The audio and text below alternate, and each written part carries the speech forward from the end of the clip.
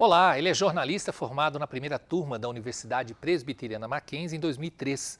Após o início de carreira como freelancer e assessor de imprensa, entrou na área esportiva, seu sonho de estudante. Foi redator, editor, produtor, repórter e coordenador no portal Terra. Atuou na Fox Sports desde a fundação do canal em 2012 até janeiro de 2021.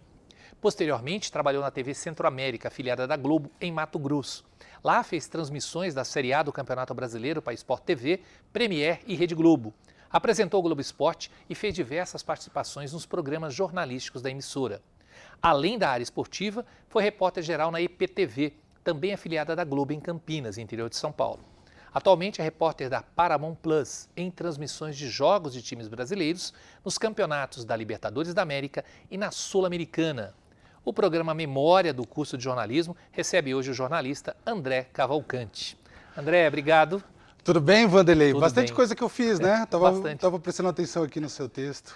Acho que eu mudei bastante da época de faculdade, né? Vinha com bermudinha, camiseta. Bermuda, era tímido e era magro. Era magro. Alguns quilos a mais e bastante experiência a mais também. São 20 anos, né, André? É bastante tempo. Eu estava lendo seu currículo, passou por vários lugares e tal, mas tem uma questão bastante forte que é o esporte, né? Que era realmente desde a faculdade, porque eu brinco sempre que os alunos entram, quando você olha para o fundo da sala, tem um time de futebol, né? Todo mundo de bermuda e muitos vêm com o sonho de ser repórter esportivo porque não conseguiu ser jogador de futebol. Era mais ou menos o teu sonho? Totalmente o meu sonho.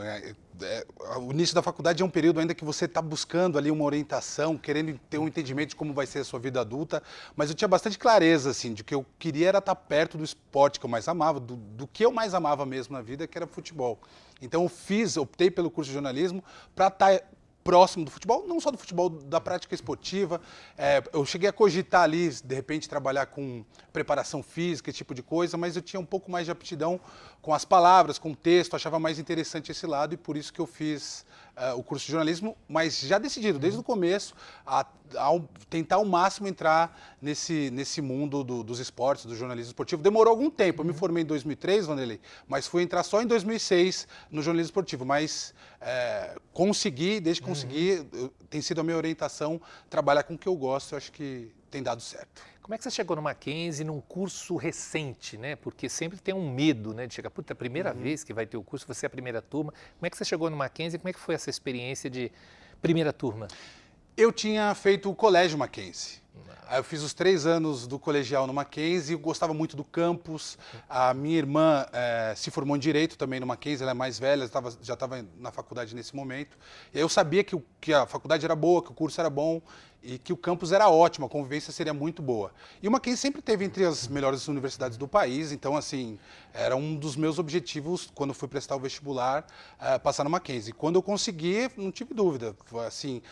Lógico, tinha esse pequeno receio, assim, por ser a primeira turma, por ter que desbravar para os alunos que viriam na sequência, mas isso foi bem, assim, ponderado. Eu achei que, medindo, assim, os pontos positivos e negativos, tinham muito mais pontos positivos e não me arrependo. Acho que eu fiz uma ótima escolha e é uma turma histórica, né? Primeira turma do jornalismo no Mackenzie. Eu estava lá, eu acompanhei. Não sou só eu que mereço, não. Não, eu também. Tem sempre essa questão do esporte, André, e às vezes até por uma questão de preconceito mesmo, ou talvez por falta de informação, por preconceito de quem vê de fora e por falta de informação de quem vai procurar o jornal esportivo, de que é tranquilo. Vou fazer jornal esportivo, o resto eu levo de qualquer maneira, tal. Mas você tem que ter um conhecimento histórico, um conhecimento cultural, um conhecimento sociológico, filosófico grande, principalmente hoje, né? Que cada dia você tem uma formação melhor para quem está indo para a área. Você acha que a faculdade te ajudou de alguma forma? Não tenho dúvida, claro que ajudou no processo de conhecimento, de métodos para você poder apurar, para você poder abordar um tema tão relevante quanto o futebol, por exemplo, outros esportes também, mas quanto o futebol é no Brasil, um fenômeno cultural. Você tira o futebol do Brasil, assim, o que sustentaria a nossa sociedade, os nossos costumes? É um dos pilares da nossa cultura. Então você tem que saber lidar com isso, tem que ter responsabilidade, porque todo mundo adora falar de futebol, fala de futebol no dia a dia, no bar, mas quando você está num veículo com milhões de pessoas te assistindo, você tem que ter essa responsabilidade e saber para que lado que você vai conduzir essa história que você vai contar, que pode ser um jogo, ou um treinamento, ou preparação de um time. Então, e essas ferramentas, você só vai ter, assim, ou vai ter o primeiro contato com elas, na faculdade, evidentemente. Lógico que depois, no mercado de trabalho, você vai aprimorando, você vai ganhando experiência, você vai ficando cada vez mais ligeiro para tomar suas decisões. Mas tudo começa ali no período de faculdade. Você somou há 20 anos, imagino que chegando aqui no campo, você viu a garotada. Vive. Você fala que diferença, né? Eu estava pensando, não é possível que essa turma aí, essas pessoas Crianças. estejam fazendo faculdade, são todas crianças.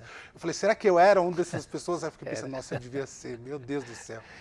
Em cima disso, o que você acha que mudou? É muito tempo, 20 anos é bastante tempo para o jornalismo em especial. O que mudou? Né? Fora a questão tecnológica, né, da internet, que eu acho que naquela época a gente estava engatinhando ainda. Nossa, dá para fazer um programa de 1h30, 2 horas, dá para a gente ficar falando aqui o tempo todo. Muitas coisas mudaram e continuam mudando, né? Mas de 2003, para você ter uma ideia, Vanderlei, de 2003, um exemplo que eu uso assim recorrente, eu ainda fiz aula de fotojornalismo. Com revelação. Com revelação. A gente tirava foto, ia para o estúdio, aprendia a revelar. E naquele momento era um momento de transição para fotografia digital, né? Para as máquinas digitais. E eu lembro que a gente falava, os professores falavam, o futuro vai ser vão ser as máquinas digitais e tal. Só que ninguém sabia quanto tempo isso ia levar. Se era 1 ano, 2 anos. Tanto que eu me formei e ficou um tempão ainda rolando. É um processo que a gente não sabe quanto. Então, assim, são muitas as mudanças. A internet não era tão presente no nosso dia a dia quanto é hoje. As redes sociais revolucionaram tudo.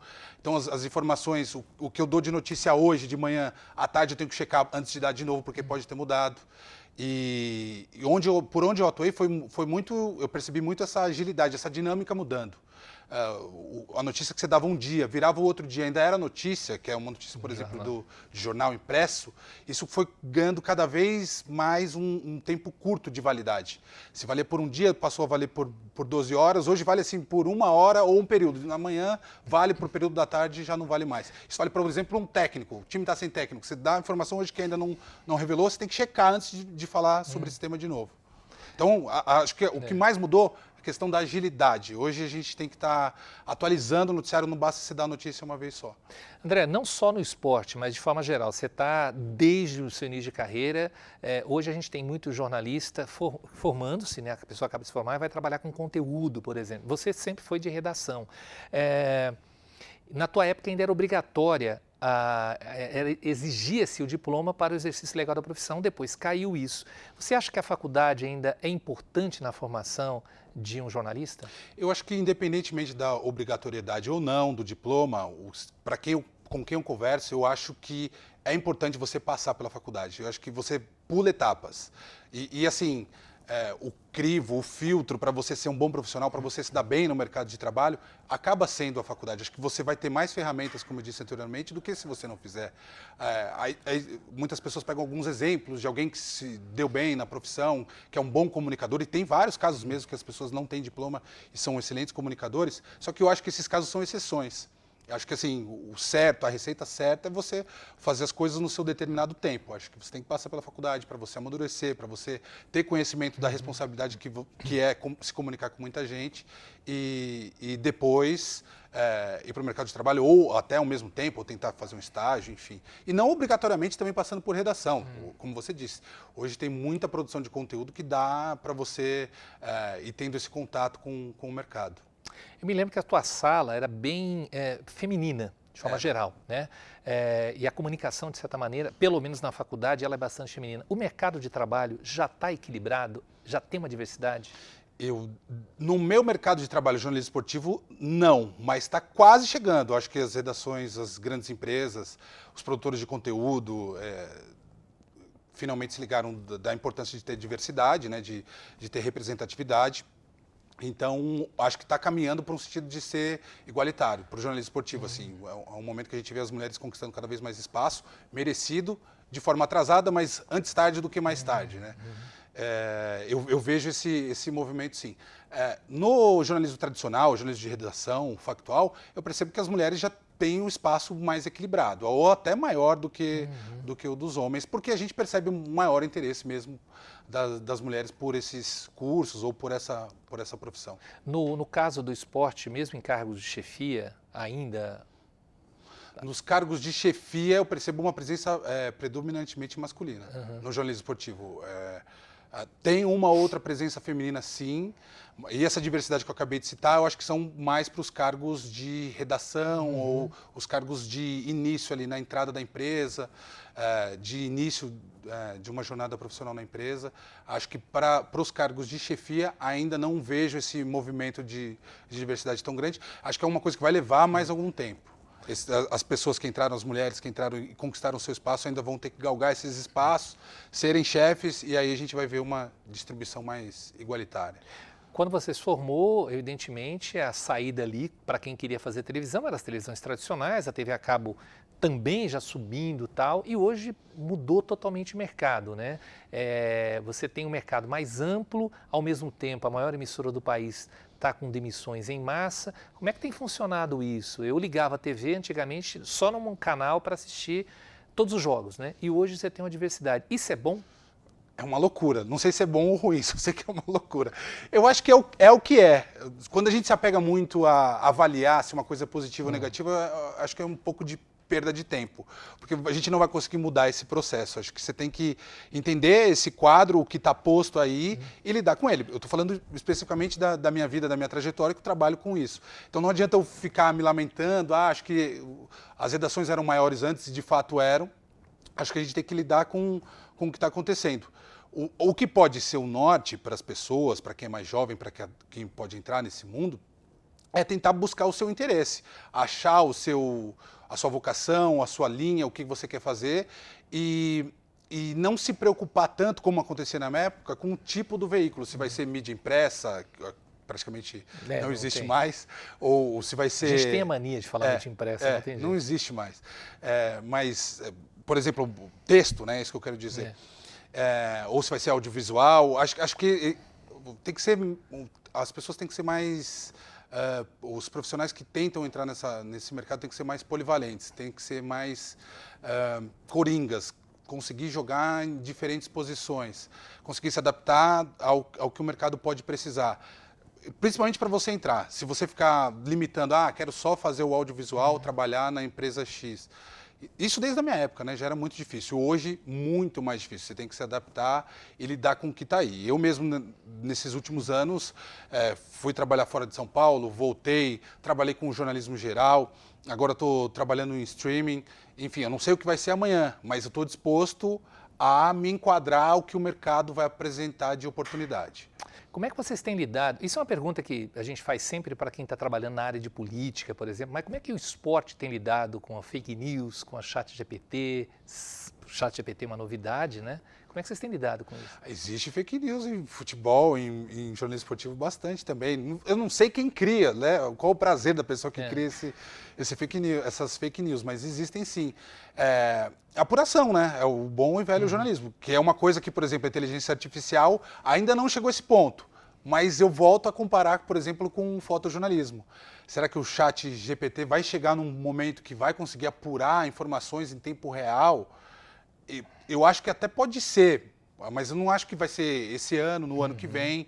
Aí vai ficar a critério do desenvolvimento tecnológico. E agora, com relação às fake news, o trabalho no dia a dia nosso, eu acho que continua sendo bom e velho jornalismo, o trabalho de apuração, de você conversar com as pessoas, de você ter as suas fontes, ouvir o outro lado, consultar e ter calma. E é um instrumento que a gente aprende a lidar, né? Você ter esse discernimento de apuração, a gente aprende a lidar justamente na faculdade.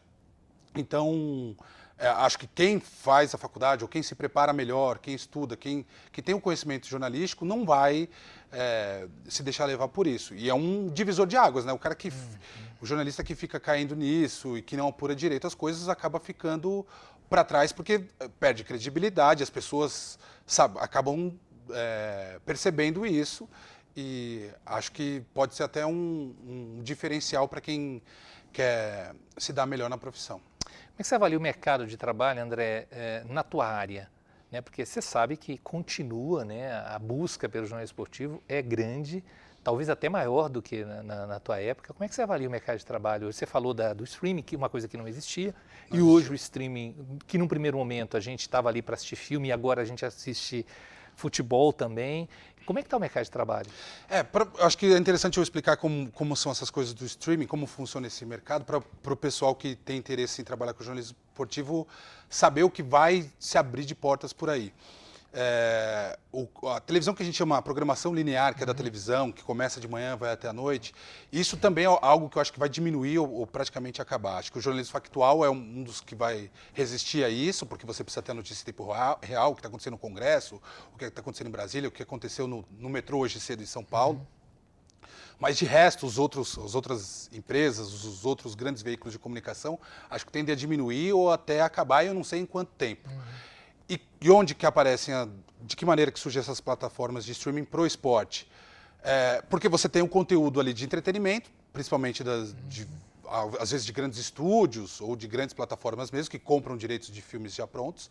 Só que nem sempre essa plataforma tem um grande filme para te apresentar, ou aquele conteúdo já foi visto, ou uma grande série de grande sucesso. Então você precisa preencher de outra forma, que não é uma grade linear ao longo do dia, é uma grade on demand. Você precisa preencher com um conteúdo relevante para as pessoas constantemente entrarem nessas plataformas. E é aí que está entrando o esporte. Aí entram vários estúdios, grandes estúdios estão entrando no streaming, e eu acho que essa porta vai se abrir para muita gente num futuro próximo aí, e é inclusive a onda que eu estou surfando nesse momento. Então, é diferente, não é um jornalismo de dia a dia. Eu, por exemplo, sou um repórter que cobria dia a dia de clube, ficava na porta de CT, entrava no CT, apurava informação de quem ia jogar, quem não ia, e era tudo mais aberto, né, André? Era mais aberto. Os clubes se fecharam, a pandemia também atrapalhou nesse sentido, então não há mais... a necessidade por esse jornalismo diário esportivo realmente diminuiu e deixou o nosso mercado diferente e mais difícil. Mas, por outro lado, se abriu essa porta do streaming e são muito mais plataformas, o que eu acho muito bom, porque são mais oportunidades de emprego para quem quer trabalhar com jornalismo esportivo. Você deve ter contato com seus colegas e tal. A maioria se manteve no jornalismo? Da minha turma, sim.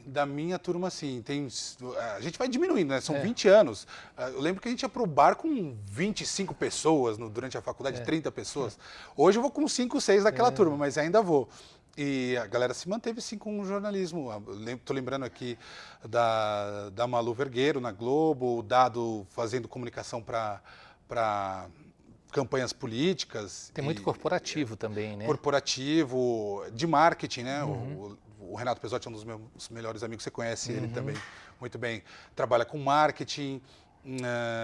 Enfim, é um mercado muito amplo, né? Então, meus amigos foram cada um para um lado, assim. Do jornalismo esportivo, acho que só eu, né? Eu tenho mais alguém... Que eu me lembre só. O herói da resistência. Que ficou no jornalismo esportivo.